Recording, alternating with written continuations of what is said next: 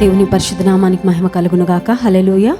గ్రంథాలు ప్రతి ఒక్కరం పైకెత్తి నీ వాక్యమే నన్ను బ్రతికించెను, బాధలలో నెమ్మదినిచ్చిన పాట.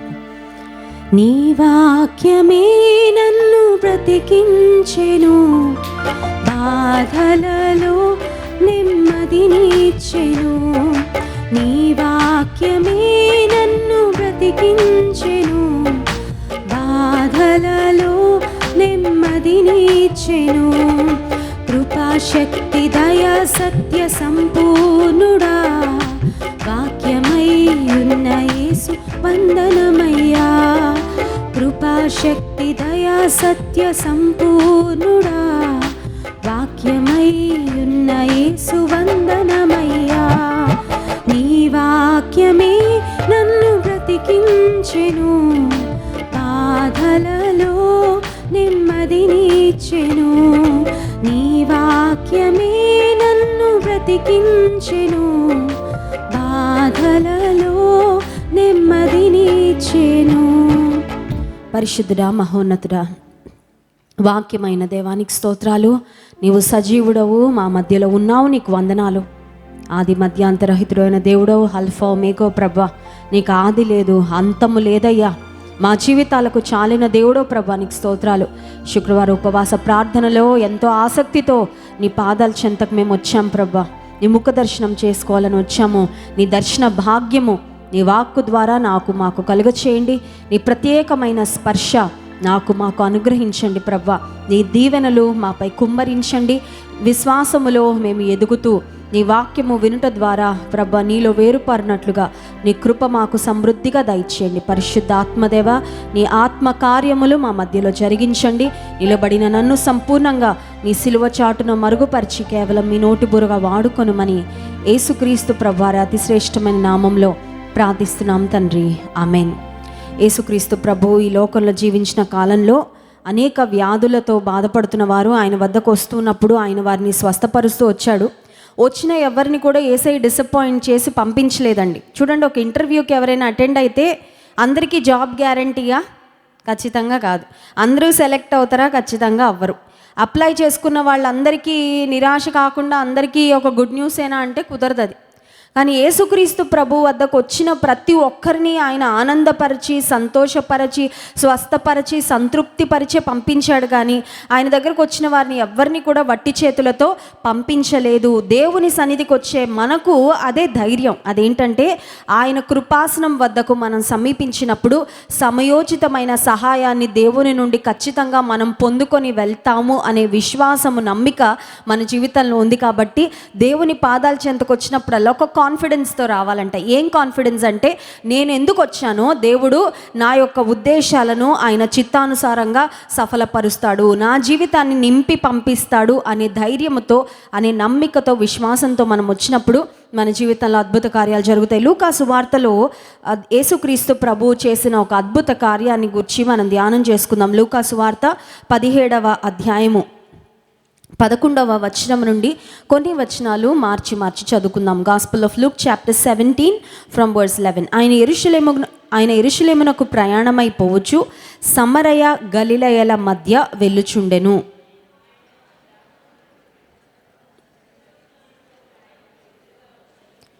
యేసు ప్రభువా, మమ్మను కరుణించుమని కేకలు వేసిరి.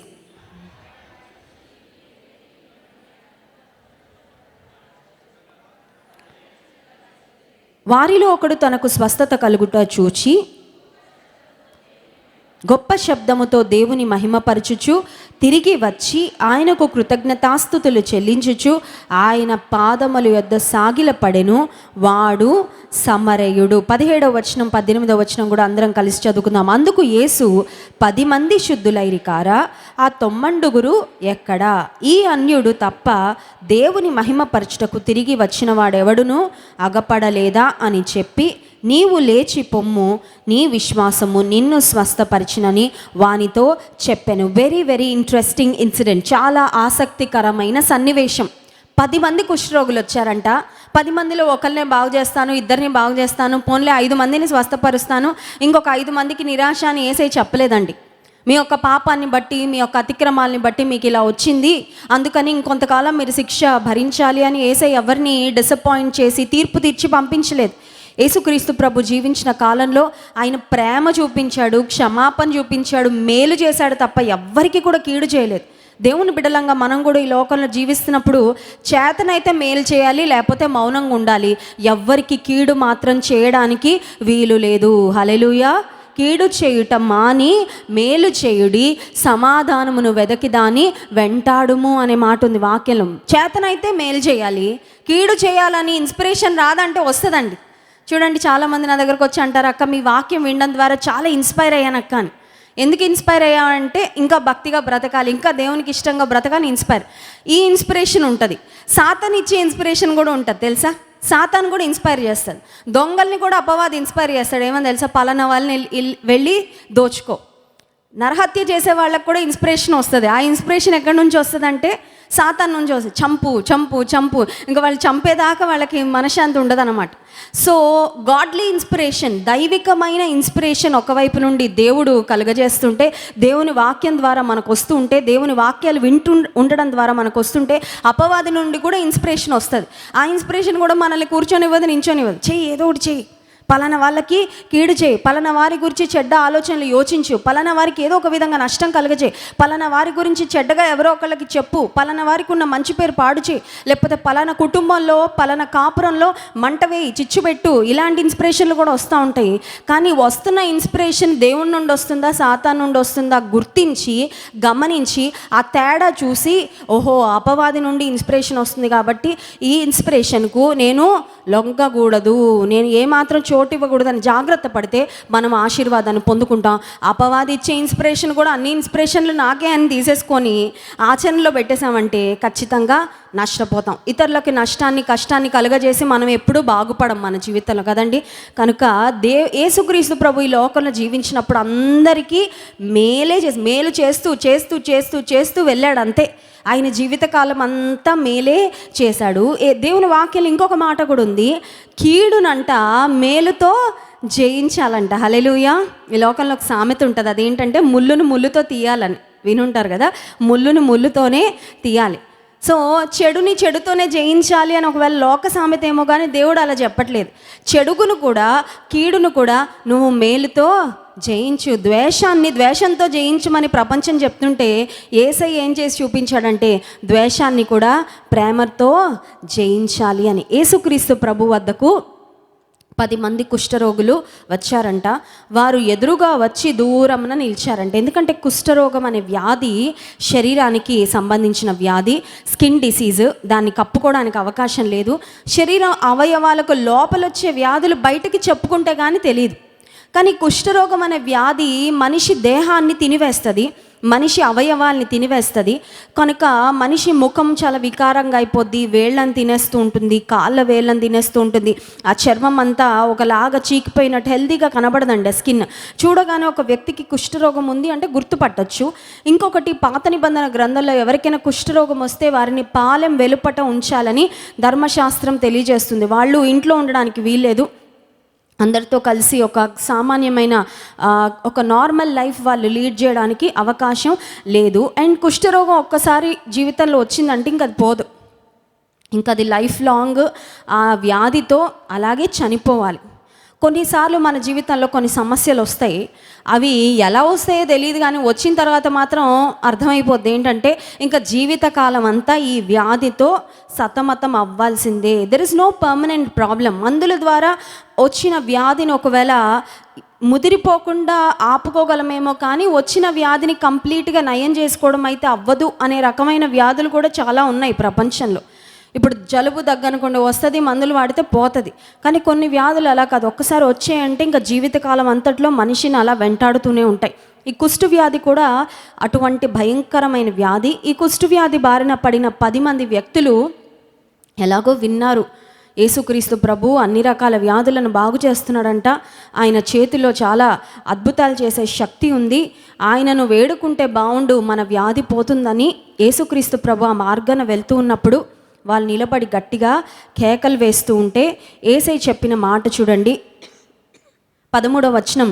యేసు ప్రభువా మమ్మను కరుణించుమని కేకలు వేసిరి. Lord Jesus have mercy on us. నన్ను క్షమించండి. యేసు ప్రభువా నన్ను కరుణించుము అని కేకలు వేశారంట.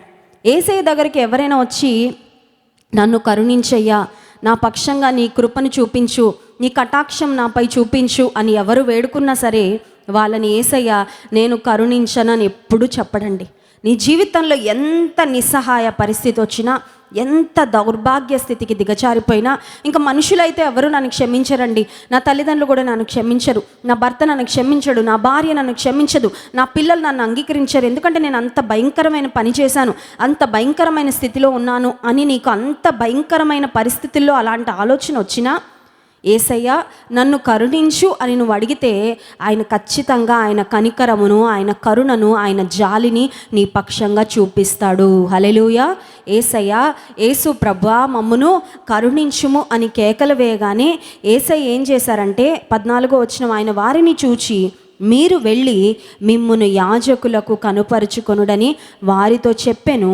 వారు వెళ్ళుచుండగా శుద్ధులైరి. ఇక్కడ యేసు ప్రభువు వారి నుండి ఒక పెట్టుబడి కోరాడండి. వారి నుండి యేసయ్య కోరిన పెట్టుబడి ఏంటంటే వాళ్ళ విశ్వాసం.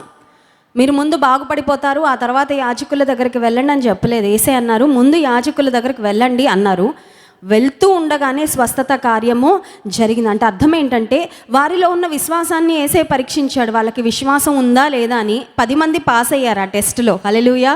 విశ్వాసం ఉంది. అయ్యో యేసుప్రభువా, ఒక అద్భుతం కోసం జీవితకాలం అంతా ఎదురు చూస్తూ వచ్చాము, యాజకులు కనపరుచుకోమంటే నువ్వేమన్నా చెప్పు చేసేస్తాం మేము. చూడండి, ఒక అద్భుతం కొరకు బాగా ఎదురు చూస్తున్న వాళ్ళ పరిస్థితి ఎలా ఉంటుందంటే ఆకలితో ఉన్నలాగా వాళ్ళలా ఉంటుంది. కాకరకాయ కూరన్న పెట్టండి తినేస్తామంటారు, ఎందుకంటే ఆకలి అలా ఉంది. ఇప్పుడు అద్భుతం కావాలి, నాకు యేసయ్య సహాయం కావాలి, ఏ సహాయం చేసినా తీసేసుకుంటానండి, ఏం చెప్పినా చేసేస్తానండి. మందిరానికి ఉపవాస ప్రార్థనకు రావాలండి, వస్తానండి. 40 రోజులు ఉపవాసం చేయాలండి, చేస్తానండి. నిలువ మోకాళ్ళ మీద ఉండాలండి, ఉంటానండి. ఏం చేయమంటే చేసేస్తానండి, ఎందుకంటే నాకు మాత్రం అద్భుతము కావాలి. వాళ్ళలో అద్భుతం పొందాలి అనే తాపత్రయం చాలా చాలా ఎక్కువగా ఉంది. దేవునికి స్తోత్రం. విశ్వాసాన్ని కనుపరిచారు, విధేయత చూపించారు. యేసయ్య వెళ్ళి యాజకులకు కనపరుచుకోమంటే బయలుదేరారు. బయలుదేరిన తర్వాత బాగుపడిపోయారంట. బాగుపడిన తర్వాత అసలు ఎవరికి ఎంత విశ్వాసం ఉందో అప్పుడు బయటకు వచ్చిందండి. చూడండి 15వ వచనం, వారిలో ఒకడు తనకు స్వస్థత కలుగుట చూచి. ఒకడే చూశాడా, అందరు చూసారా? ఒకడు చూశాడని ఉంది. ఒకడు చూశాడు, ఒకడు ఒక పని చేశాడు. కానీ 9 మంది కూడా చూసుకొని ఉంటారు కదా. శరీరం అంతా ఒక్కసారిగా పసిపిల్ల దేహం వలె అయిపోయి తినేసిన వేళ్ళు అవన్నీ నార్మల్గా వచ్చేసి, ముఖం అంతా నార్మల్గా వచ్చేసి, పురుగులు లేకపోతే బ్యాక్టీరియా కొరికేసిన ముక్కు అంతా నార్మల్గా వచ్చేస్తే అందరూ చాలా సంతోషపడి ఉంటారు. అందరూ సంభ్రమాశ్చర్యాలతో నిండిపోయి ఉంటారు. అబ్బా ఏం వింత, ఎంత గొప్ప కార్యం చేశాడు యేసుప్రభు అని అందరూ చూశారు. కానీ ఒక్క ఆయన మాత్రం చూశాక ఒక పని చేశాడు. ఆయన ఏం పని చేశాడు అని ఆలోచిస్తే వారిలో ఒకడు తనకు స్వస్థత కలుగుట చూచి 16వ వచనం, గొప్ప శబ్దముతో దేవుని మహిమ పరచుచు తిరిగి వచ్చి ఆయనకు కృతజ్ఞతాస్తుతులు చెల్లించుచు ఆయన పాదముల యొద్ద సాగిలపడెను. వాడు ఈ అబ్బాయి, ఈ వ్యక్తి కొన్ని పనులు చేశాడండి. స్వస్థత పొందిన తరువాత కొన్ని పనులు చేశాడు. ఏం పనులు చేశాడు? చాలా ముఖ్యమైన పనులు చేశాడు, చాలా అవసరమైన పనులు చేశాడు, దేవుని ఘనపరిచే పనులు చేశాడు. ఏమేం పనులు చేశాడని ఆలోచిస్తే మొట్టమొదటిగా గొప్ప శబ్దముతో దేవుని మహిమపరిచి, థ్యాంక్ యూ లార్డ్, దేవా నీకు స్తోత్రం, గొప్ప శబ్దంతో. వాళ్ళు కుష్ఠవ్యాధితో దూరంగా నిలబడి యేసుప్రభు ఆ దారిలో వెళ్తుంటే గొప్ప శబ్దంతో కేకలు వేశారని చదివాం కదా. ఏమని కేకలు వేశారు? యేసుప్రభు మమ్మును కరుణి. సహాయము కొరకు ఎంత గొప్ప శబ్దంతో కేకలు వేశాడో, సహాయం పొందాక కృతజ్ఞతను కూడా అంతే గొప్ప శబ్దంతో వ్యక్తపరుస్తున్నాడు. హల్లెలూయా. నీకు అవసరత ఉన్నప్పుడు అవసరత తీరే వరకు ఎంత గొప్ప శబ్దంతో ప్రార్థన చేస్తున్నావో, అవసరత తీరిన తర్వాత అంతే గొప్ప శబ్దంతో స్తుతి కూడా చేయాలి. చేస్తున్నామా లేదా? స్వస్థత పొందిన తర్వాత గొప్ప శబ్దముతో మొట్టమొదటిగా దేవుని మహిమపరిచాడు. రెండవది ఏం చేశాడంటే థ్యాంక్ యూ జీసస్ అని పారిపోలేదండి.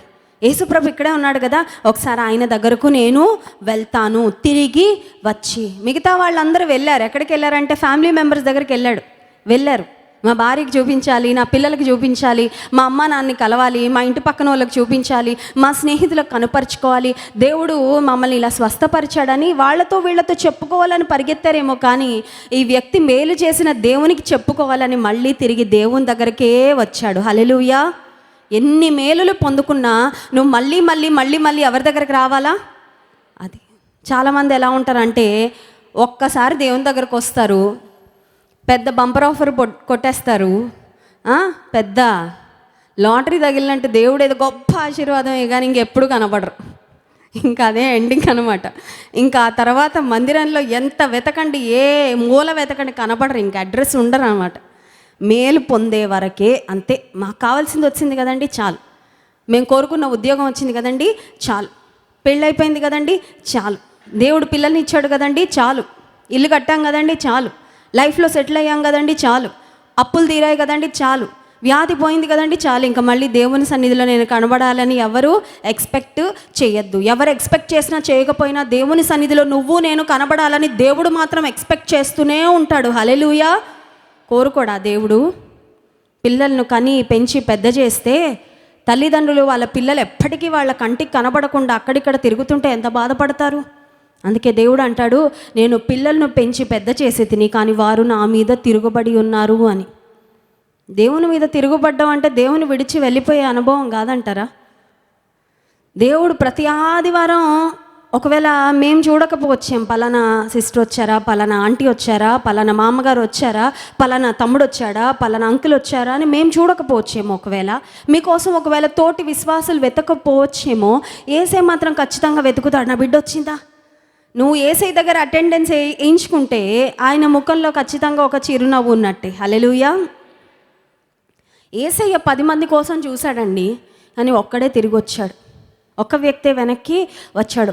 అతను చేసిన 3వ పని, మొట్టమొదటి పనేమో గొప్ప శబ్దంతో దేవుని మహిమపరిచాడంట. రెండవదిగా ఆయన వెనక్కి తిరిగి వచ్చాడంట. వచ్చిన తర్వాత 3వ మాట చూడండి, ఆయనకు కృతజ్ఞతాస్తుతులు చెల్లించుచు హీ గేవ్ థ్యాంక్స్. వచ్చాక చూసి వెళ్ళిపోలేదు. కొంతమంది మా దగ్గరకు వస్తారు, ఏదో చెప్పుకోవాలని, ఏదో మాట్లాడాలని వస్తారు. వచ్చిన తర్వాత అక్క నేను చూశాక నాకు టెన్షన్ వస్తుంది అక్క, నాకు ఏం చెప్పాలో అర్థం అవ్వట్లేదు, అన్నీ మర్చిపోయాను అంటారు. అర్థమవుతుందండి? యేసుప్రభు దగ్గరికి వెనక్కి వచ్చాక అయ్యా ఏదో చెప్పాలనుకున్నాను కానీ మర్చిపోయాను అయ్యా అని వెళ్ళిపోలేదండి. కన్ఫ్యూజన్లో లేడు, చాలా క్లారిటీతో ఉన్నాడు. వెళ్తాను, థ్యాంక్స్ మాత్రం కృతజ్ఞతాస్తుతులు చెప్పుకుంటా. ఇంకేం చెప్పినా చెప్పకపోయినా ఆయనకి హృదయం నిండా ఉన్న కృతజ్ఞత నేను యేసయ్యకి వ్యక్తపరుస్తాను అనుకున్నాడు. హల్లెలూయా. 3వదిగా యేసుక్రీస్తు ప్రభువుకు కృతజ్ఞతాస్తుతులు అంతటితో ఆగిపోలేదండి. పాదముల మీద సాగిలపడ్డాడంట, తక్కించుకుంటున్నాడు. ఈరోజు నేను ఇలా బాగుపడ్డానంటే, ఈరోజు నేను ఇలా స్వస్థత పొందానంటే, ఈరోజు ఊరు వెలుపల కాకుండా ఊరిలోకి వెళ్ళే స్థితి వచ్చిందంటే అదంతా నీ దయేనయ్యా. నీకు కృతజ్ఞతాస్తుతులని యేసయ్య పాదముల మీద పడడం అనేది తగ్గింపునకు సాదృశ్యం. దేవుడు అద్భుతం చేశాక కొమ్ములు వస్తాయి, కొంతమందికి వస్తాయా రావా అంటే ఇక్కడ రావులేండి, కానీ లోపల వస్తాయి మనసులో. అవునా కదా? నా స్థితి ఏంటి, నాకెంత డబ్బులున్నాయి, నా హోదా ఏంటి, నేను దేవుడే హెచ్చించాడు కానీ నేను ఎంత ఉన్నత స్థితిలో ఉన్నానని ఒక రకమైన గర్వము, అహంకారము, అహంభావం ఇతను లేదండి. ఇప్పుడు స్వస్థత పొందేశాను, పలానా జాబ్ ఉంది, ఇప్పుడు వెళ్ళిపోయి నేను ఉద్యోగం చేసేసుకుంటాను, నా కారు నేను మళ్ళీ గరాజ్లోంచి తీసేసి నేను డ్రైవ్ చేసేసుకుంటాను, మరి నా బిల్డింగ్కి నేనే ఓనర్ని, మళ్ళీ వెళ్ళి నా స్థానము నా స్థాయి అంతా నాకు మళ్ళీ తిరిగి వచ్చిందని గర్వించట్లేదు. దేవుని దగ్గరకు వచ్చి ఆయన పాదముల యొద్ద సాగిలపడుతున్నాడు. విశ్వాస జీవితంలో ఉండవలసిన 4 ప్రాముఖ్యమైన అనుభవాలు. ఎంత గట్టిగా ప్రార్థన చేస్తున్నావో అంత గట్టిగా దేవుని మహిమపరచాలా. హల్లెలూయా. 2వది, దేవుని దగ్గరకు పరిగెత్తుకొని రావాలా. మిగతా వాళ్ళందరూ పరిగెత్తుకొని వాళ్ళ ఇళ్ళకి వెళ్ళుంటారు, ఇతను పరిగెత్తుకుంటూ దేవుని సన్నిధికి వచ్చాడు. పరిగెత్తుకుంటూ రావడం అంటే ఏంటంటే ఒక ఆసక్తితో. కొంతమంది వస్తారు మందిరానికి, ఎలా వస్తారంటే పెంగ్విన్స్ లాగా వస్తారు. పెంగ్విన్ అంటే తెలుసా అండి? అది చలి ప్రాంతాల్లో ఉండే పక్షి. దాని నడకే ఒక వెరైటీగా ఉంటుంది. అది నడవాలా వద్దా అని ఒక వాబ్లింగ్ వాక్ అనమాట. కానీ చీతాలు ఉంటాయి. చీతా చూసారండి? Fastest running animal cheetah. పరిగెత్తిందంటే, ఒక జింకని టార్గెట్ చేసిందంటే దాన్ని పట్టేదాకా స్పీడ్గా ఒక మెరుపు వేగంతో వెళ్ళిపోతూ ఉంటుంది. కొంతమంది బయట తిరగాలంటే చీతాల్లా బయటపడతారు ఇంట్లోంచి బిఫోర్ టైం, ఇంకా రెడీ అయిపోయి అసలు ఆ రోజు పొద్దునే మెలకు వచ్చేస్తుంది. టకటక స్నానం అయిపోతుంది, అన్ని పనులు అయిపోతాయి, చెప్పులు వేసేసుకొని ట్రిమ్గా టిప్ టాప్గా రెడీ అయిపోయి హ్యాండ్ బ్యాగ్ వేసుకొని బయలుదేరిపోతారు. మందిరానికి మాత్రం ఎలా ఉంటారండి? చిన్న పెంగ్విన్ లాగా సర్దుతూనే ఉంటుంది ఆవిడ. కిచెన్ సర్దుతుంటుంది, మంచం సర్దుతుంటుంది. వాళ్ళ ఆయన గారు అంటారు, మందిరానికి టైం అవుతుంది, వెస్లీ గారి ప్రసంగం స్టార్ట్ అయిపోద్ది, పాస్టర్ గారి ప్రసంగం స్టార్ట్ అయిపోయింది. వస్తానండి, ఇది బెడ్షీట్ సర్దాల, మళ్ళీ వెళ్ళి సర్దుకోవచ్చు ఇంటికి. కానీ ఇంట్రెస్ట్ లేదన్నమాట. అర్థమవుతుందండి? మందిరం వెళ్ళాలి అనే ఆసక్తి లేనప్పుడు ఏదో ఒక వేరే పని లేని, అవసరం లేని పని కల్పించుకొని చేస్తూ ఉంటాం. చెప్పులన్నీ సర్దుతున్నానండి, అవసరం లేదు, ఇంటికి వెళ్ళాక సర్దుకోవచ్చు. నీకు ముఖ్యమైన పని, నీకు ఇష్టమైన పని కొరకు వేరే పనులన్నీ కూడా నువ్వు ప్రక్కన పెడతావు. కానీ కొన్నిసార్లు దేవుని పనికి కొంతమంది ఎంత లేట్ చేస్తూ ఉంటారు. దేవుని మందిరానికి మనం ఆలస్యంగా వచ్చినంత మాత్రాన్ని ఇక్కడ పాటలు ఆగవు, స్తుతి ఆరాధన ఆగదు, బైబిల్ రీడింగ్ ఆగదు, ప్రసంగం కూడా ఆగుతుందండి. పలానా సిస్టర్ గారు రాలేదని ఇక్కడ పాస్టర్ గారు ఏమైనా లేట్ చేస్తారా? వాక్యం అవ్వాల్సిన టైంకి అన్నీ అయిపోతూనే ఉంటాయి. కానీ పోగొట్టుకునేది ఎవరు అంటే మనమే. We are the losers. ఈయన పరుగెత్తుకొని దేవుని దగ్గరికి వచ్చాడు. మూడవదిగా వచ్చిన తర్వాత నోరు తెరుస్తున్నాడు. దేవుని దగ్గర నోరు తెరవాలి. కొంతమంది అందరి దగ్గర నోరు తెరుస్తారు, కానీ దేవుని దగ్గర నోరు తెరవరు. ఫ్రెండ్స్ దగ్గర చాలా మాట్లాడతారు, ప్రక్కింటి వారి దగ్గర ఎన్నో విషయాలు ముచ్చటించుకుంటూ ఉంటారు, కానీ దేవుని దగ్గర మాత్రం మాట్లాడరు. దేవుని దగ్గర మాట్లాడాలి. దేవుని దగ్గర you have to talk to God. దేవునితో మాట్లాడుతూ ఉండాలి. కృతజ్ఞతాస్తుతులు నోటితో చెప్పాడంట. నోటితో చెప్పి ఊరుకుండలేదు, సాష్టాంగపడి దేవునికి కృతజ్ఞతాస్తుతులు చెల్లించి తన్ను తాను తగ్గించుకుంటున్నాడు. ఇలా ఇంకొక జీవితం ఇచ్చావంటే, బాగు చేసావంటే, ఇది నీ దానమయ్యా, ఇది నువ్వు చేసిన అద్భుతమే అని దేవుని మహిమపరిచాడు. ఆ తర్వాత చూడండి 17వ వచనం, అందుకు యేసు 10 మంది శుద్ధులైరి కారా, ఆ 90 ఎక్కడా? ఒక్కడు వచ్చాడు కదా చాలే అని యేసై సంతృప్తి పడలేదు. యేసై దృష్టి ఎవరి మీద ఉంది? రాని 9 మంది మీద. ఇప్పుడు ఒక ప్రశ్న, మనం 9 మందిలో ఉన్నామా, ఒకరిలో ఉన్నామా? ఆలోచించుకోవాలి. ఆ ఒక్క వ్యక్తి కోవకు చెందిన వారంగా ఉన్నామా? ఆ ఒక్క వ్యక్తి కేటగిరీలో ఉన్నామా? 9 మంది కేటగిరీలో ఉన్నామా? ఈ ప్రపంచంలో ఉన్న ఇన్ని కోట్ల జనాభాని 2 విభాగాలు చేస్తే, ఒక విభాగమేమో దేవునికి కృతజ్ఞతాస్తుతులు చెల్లించి దేవుని మహిమపరిచి దేవుని పాదాల మీద పడి దేవుని సన్నిధికి పరిగెత్తుకొని వచ్చే గుంపు ఇటువైపు ఉంటే, ఇటువైపు ఉండే గుంపు ఏంటంటే మేళ్ళు అయితే పొందుకుంటారు కానీ పారిపోయే గుంపు, మర్చిపోయే గుంపు, కృతజ్ఞత లేని గుంపు. ఇప్పుడు మనం ఏ గుంపులో ఉన్నాం? ఈ ఒక్క వ్యక్తి గుంపులో ఉన్నామా? 9 మంది గుంపులో ఉన్నామా? యేసుప్రభు అడుగుతున్నాడు, 90 శుద్ధులైరి, 10 మంది శుద్ధులైరి కారా, 90 ఎక్కడా? 18వ వచనం, ఈ అన్యుడు తప్ప దేవుని మహిమపరచుటకు తిరిగి వచ్చిన వాడు ఎవడునూ అగుపడలేదు. ఈ మాట చదివినప్పుడు యేసయ్య ఏ టోన్లో చెప్పుంటారో ఒకసారి అర్థం చేసుకోవచ్చు. అన్ని మాటలు మనం ఒకటేలా మాట్లాడం కదండి.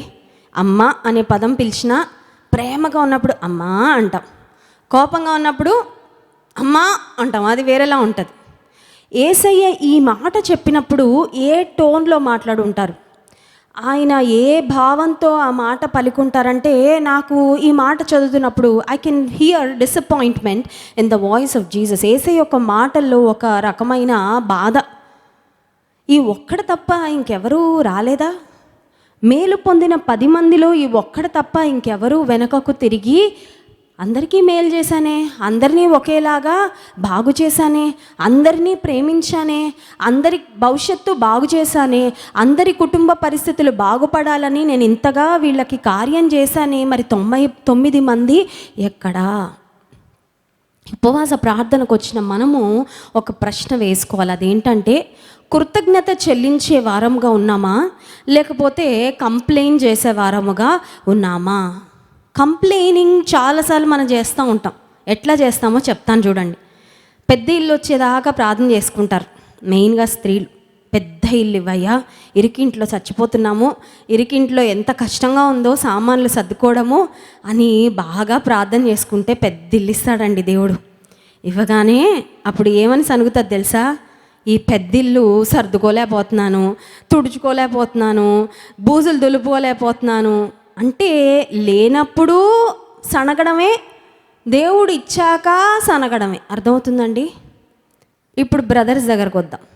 ఉద్యోగం కావాలి కావాలి కావాలి కావాలని అప్లై చేయని డిపార్ట్మెంట్ ఉండదు. బాగా తిరిగి కాళ్ళు అరిగిపోయేలా ఆ డిపార్ట్మెంట్ ఈ డిపార్ట్మెంట్ అన్ని ప్రయత్నాలు చేసి ఎన్నో పరీక్షలు రాసి ఎన్నో ఇంటర్వ్యూలు అటెండ్ అయ్యి ఒక్క ఉద్యోగం వస్తే చాలు, చేసేస్తాను, బాగా చేసేస్తాను ఉద్యోగం అని అనుకుంటారు.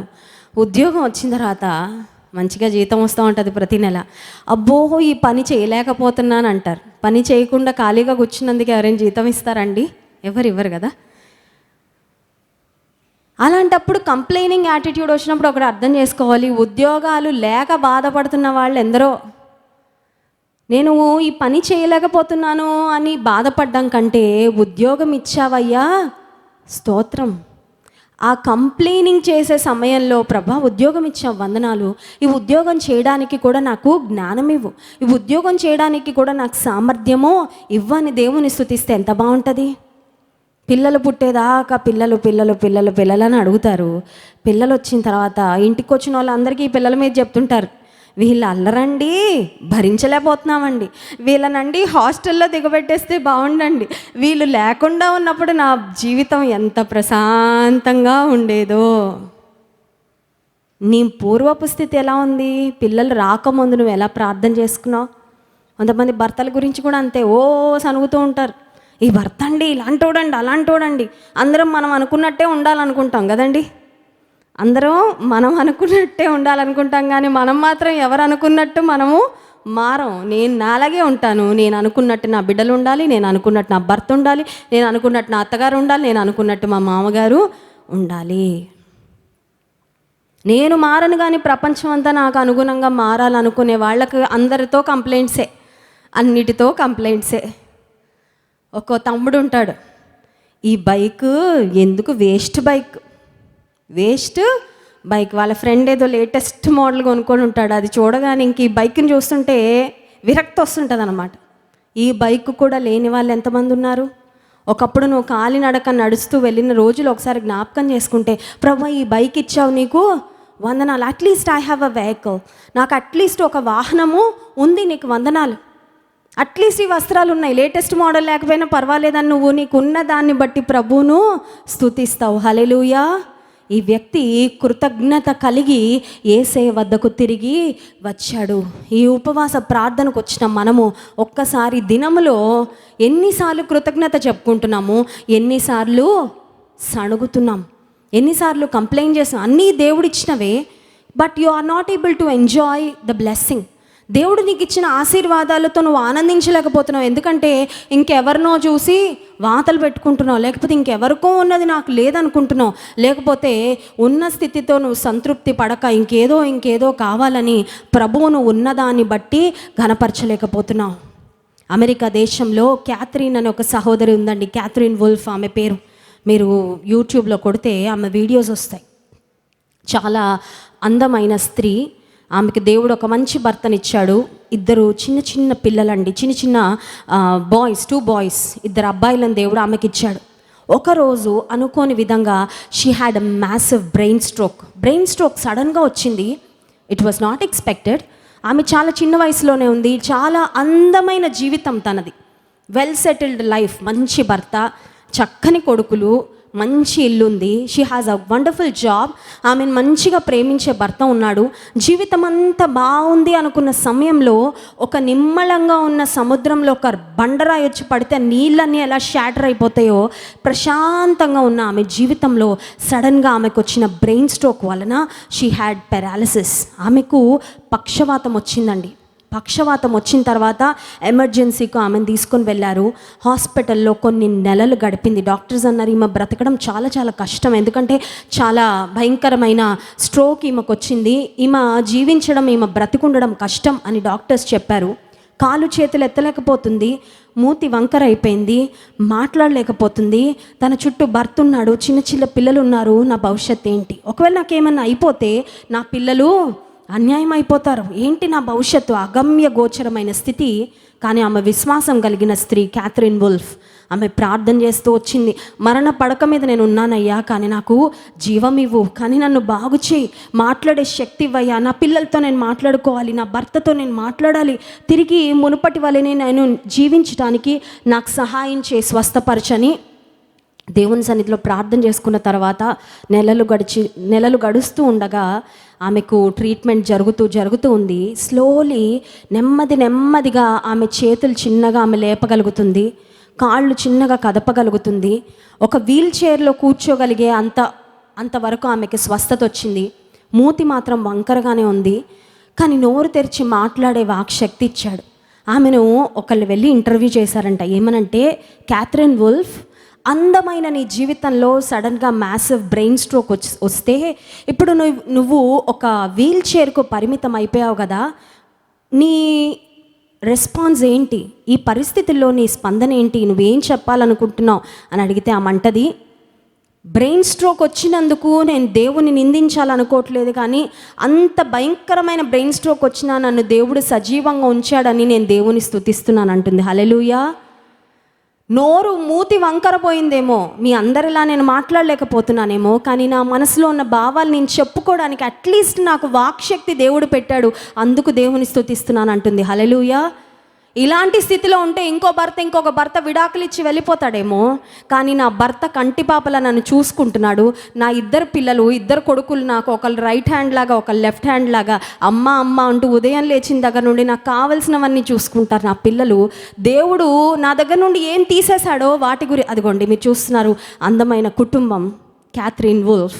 ఆమె అంటుంది, దేవుడు నా దగ్గర నుంచి ఏం తీసేశాడో వాటి కొరకు నేను బాధపడట్లేదు, కానీ ఎంత భయంకరమైన శ్రమ వచ్చినా ఈ శ్రమ లోయలో కూడా దేవుడు నాకు ఏ ఆదరణ ఇచ్చాడో దాన్ని బట్టి నేను దేవుని స్తుతిస్తున్నాను అంటుంది. హల్లెలూయా. దేవునికి కావాలండి అలాంటి వారు. నాకు ఇది లేదు, అది లేదు, ఇది లేదు, అది లేదు, 100 ఇచ్చినా 101ది లేదని ఏడ్చే వాళ్ళు ఉంటారు చాలామంది. ఏది లేదో ఉదయం లేచిన దగ్గర నుండి అదే భూతద్దంలో పెట్టుకొని లేదు లేదు లేదు లేదు సాతాను చేస్తూ ఉంటాడు ఆ పని. తెలుసా? నీకు లేదుగా, నీకు ఇది లేదుగా అనేసరికి మనం కొన్నిసార్లు ఆ ట్రాప్లో పడిపోతామండి, వలలో పడిపోయి లేనిది మాత్రమే చూస్తాం, కానీ ఉన్న దేని కొరకు కూడా ఒక్క థ్యాంక్స్ కూడా చెప్పలేం. 9 మంది కుష్ఠరోగులు మౌనంగా వాకౌట్ చేసినట్లు, మౌనంగా వెళ్ళిపోయినట్లు, ఒకవేళ నీ జీవితంలో కూడా అపవాది నిన్ను కృతజ్ఞత చెప్పుకోకుండా, దేవుని మహిమపరచకుండా, దేవుని దగ్గరికి సంతోషంగా రాలేని స్థితిలో నిన్ను పెట్టాడేమో. యేసయ్య అంటున్నాడు, 10 మంది శుద్ధులైరి కారా 90 ఎక్కడా? ఉపవాస ప్రార్థనకు వచ్చిన మనము మన అవసరతలు చెప్పుకోవడమే కాదు, అడగడమే కాదు, కృతజ్ఞతలు కూడా చెప్పుకోవాలి. అయ్యా నా జీవితంలో కష్టాలు వచ్చాయి కరెక్టే, కానీ ఈ కష్టాలలో కూడా నీ నమ్మకత్వం ఎంత గొప్పది. నా జీవితంలో బహుశా నేను అడిగినవన్నీ పొందలేదేమో, కానీ కొన్ని నేను అడగనివి కూడా ఇచ్చావు కదా, అందుకు నీకు కృతజ్ఞతలు చెల్లిస్తాను. ఒకవేళ నాకు బాధ వచ్చిందేమో, శ్రమ వచ్చిందేమో, కానీ శ్రమలోయలో నువ్వు ఆదరించిన ఆదరణ ఎంత గొప్పది, అందుకు నీకు కృతజ్ఞతాస్తుతులు చెల్లిస్తానని ప్రభు ఇచ్చిన దాన్ని బట్టి స్తుతిస్తూ ఘనపరుస్తూ ముందుకు వెళ్తే దేవుడు ఎంతో సంతోషిస్తాడు. దేవుని నామం ఎంతగానో మన జీవితాల ద్వారా మహిమపరచబడుతుంది. శుక్రవారం ఉపవాస ప్రార్థనకు వచ్చిన దేవుని బిడలం ఇంకా ఎక్కడ థ్యాంక్స్ చెప్పుకోలేకపోతున్నాం, ఇంకా దేని గురించి దేవునికి కృతజ్ఞత చెల్లించుకోలేకపోతున్నాం. నీకున్నవి కూడా లేని వాళ్ళు ఎంతమంది ఉన్నారు తెలుసా ప్రపంచంలో. You are so blessed then so many people out there. మొన్న యుక్రెయిన్ వార్ జరుగుతున్నప్పుడు ఒక్కసారి ఒక వీడియో చూసిన తర్వాత ఆ రోజంతా గుండె ఒకలాగా అయిపోయిందండి. అక్కడ ఆహారం లేక ఒక చిన్న బాబు గడ్డి తింటున్నాడు, మీరు కూడా చూసే ఉంటారు ఆ వీడియో. ఉప్మాకు ప్లేట్లో రాగానే ఎన్ని శాపనార్థాలు పెడతారు కొంతమంది, మాకు పూరి లేదు, మాకు మసాలా దోశ లేదని. అక్కడ కనీసం తిండి అనేది కూడా తినడానికి అవకాశం లేని స్థితిలో ఎంతోమంది ఉన్నారు ప్రపంచంలో. ఎంతోమంది స్టావ్ అవుతున్న వాళ్ళు, కొంచెం ఆహారం ఏదో ఒకటి దొరికితే బాగుండు కడుపు నింపుకుందామని కొన్నిసార్లు మనం కోరుకున్న చికెన్, మటన్, ఫిష్, ప్రాన్స్ ఇవన్నీ దొరకనందుకు ఎంత ఏంటయ్యా దేవా నువ్వు ఏం చూసుకుంటున్నావయ్యా నన్ను అంటారు కొంతమంది. ఏ టైంకి ఏం కావాలో అన్నీ ఏదో పరలోకం నుండి మనం మెనూ ఆర్డర్ చేస్తే హోటల్కి వెళ్ళి అలా ఇచ్చేసినట్టు దేవుడు అన్నీ ఇచ్చేయాలని కొన్నిసార్లు మన ఎక్స్పెక్టేషన్. అన్ని విషయాలలో, అన్ని పరిస్థితులలో సంతృప్తి కలిగి ఉండా నేర్చుకోవాలంటే అపొస్తలుడైన పౌలు అంటాడు, నాకు సమృద్ధి ఏంటో తెలుసు, నాకు కొదువు ఏంటో కూడా తెలుసు, నాకు సంతోషం అంటే ఏంటో తెలుసు, నాకు దుఃఖం అంటే ఏంటో తెలుసు. అన్ని పరిస్థితులలో నేను సంతృప్తి కలిగి ఉండడము నేర్చుకున్నాను. విశ్వాస జీవితంలో ఆ అనుభవము చాలా చాలా ప్రాముఖ్యం. కళ్ళు మూసుకోండి, ప్రార్థన చేసుకుందాం. పరిశుద్ధుడా, మహోన్నతుడా, నీ వాక్యం ద్వారా మీరు మాతో మాట్లాడినందుకు వందనాలు. 10 మంది కుష్టు వ్యాధిగ్రస్తులను అందరినీ సమానంగానే స్వస్థపరిచావయ్యా. అందరినీ సమానంగానే ప్రేమించావు. అందరి పట్ల సమానమైన విధానంలోనే నీ యొక్క కృపను, కరుణను చూపించావు. కానీ ఒక్కడే తిరిగి వచ్చాడు అయ్యా. ఆ ఒక్కడికి జాబితాలో మేము ఉండాలి ప్రభా. కృతజ్ఞతాస్తుతులు చెల్లించడానికి మేము ఎప్పుడూ వెనకడుగు వేయకూడదయ్యా. నీవు చేసిన మేలులు, ఉపకారాలు ఒక్కొక్కటి లెక్కించుకుంటూ ప్రభా, లెక్క పెట్టుకుంటూ ఇన్ని చేసావా నాయన, నీ కృతజ్ఞతలని, నీ కృతజ్ఞతాస్తుతులు చెల్లించే కృప మాకు ఇవ్వండి. లేని వాటిని గురించి సనుకుట, అసంతృప్తి వ్యక్తం చేయుట, అనాసక్తిని, కృతజ్ఞత చెల్లించడానికి అనాసక్తిని కనుపరచడం, ఆలస్యం చేయడం అనుభవాలు మా ఎవ్వరిలో లేకుండానట్లు నీ కృపని, కనికరం మాకు చూపించండి. కృతజ్ఞతతో మా హృదయాలు ఎప్పుడూ పొంగి పొర్లునట్లుగా సహాయం చేయమని వినవాక్య మా హృదయాల్లో ఫలింపచేయండి. నీ స్తుతించి ఆరాధించబోతుండగా ఆరాధన ఆత్మతో మమ్మల్ని నింపండి. యేసు నామమున ప్రార్థిస్తున్నాం తండ్రి, ఆమేన్.